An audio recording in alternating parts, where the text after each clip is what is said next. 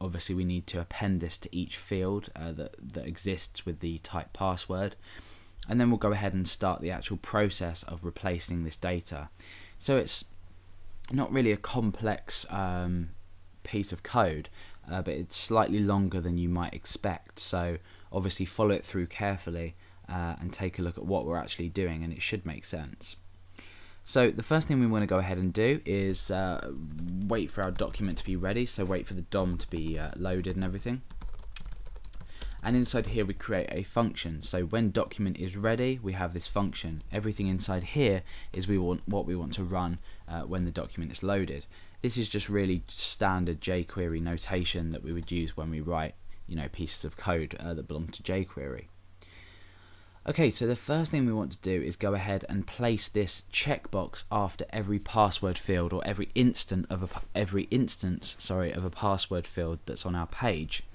So over to our ext.js file again, we're going to need to use a selector, and this selector is going to select all types or all input with the type password.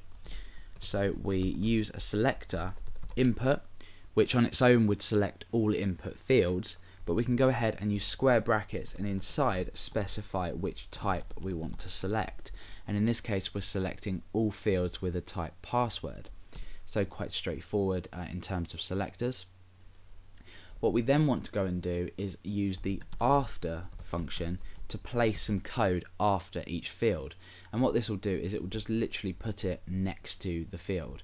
So this is perfect in the sense that what we want to do is just add an input type with a checkbox, an input with a checkbox type. Okay, so in here we're going to write some sort of HTML, and we're going to put this input field in. So we go ahead and use input type equals something, and this is obviously checkbox. So now you'll notice that when we refresh, you see this checkbox appears after this password field.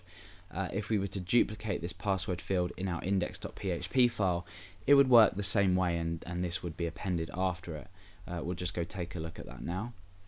We'll go and copy this and just put a break afterwards and paste that in. And when we refresh, you see it's done exactly the same for this.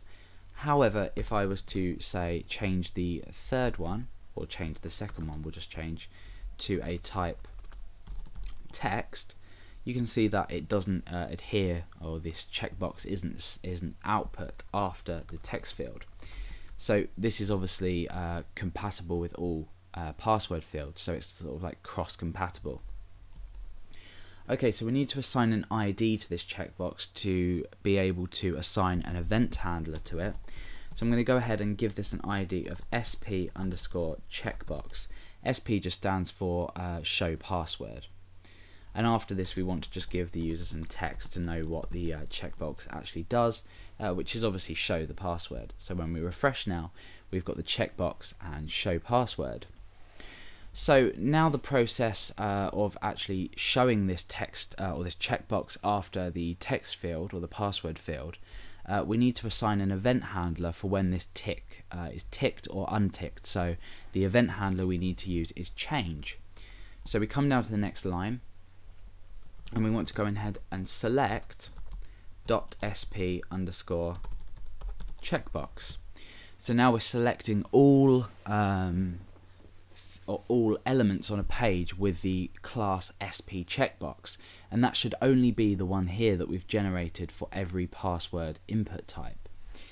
So we want to go ahead and assign the change event handler to this checkbox, or this particular class, and we want to go ahead and create a function inside of here that will run when this changes. So let's go ahead and just alert something out. So changed, for example. Now when we refresh and we check this box, oh, it should have worked, but it hasn't.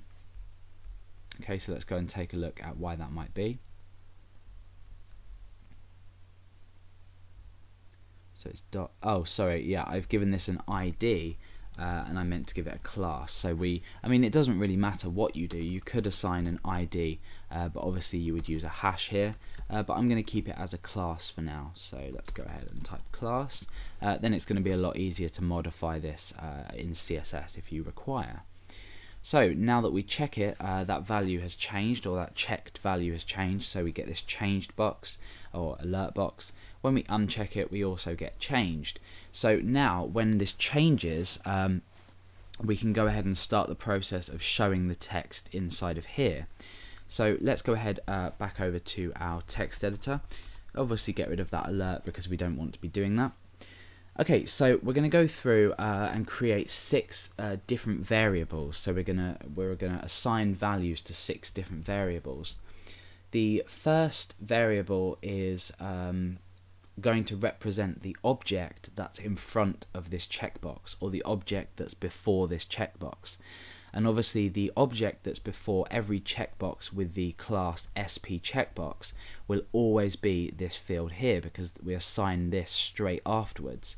Remember, we used after to pop this checkbox after the password field. So I'm going to create a variable called prev, or prev, which is short for previous, and this is going to be equal to this dot prev, which again stands for previous.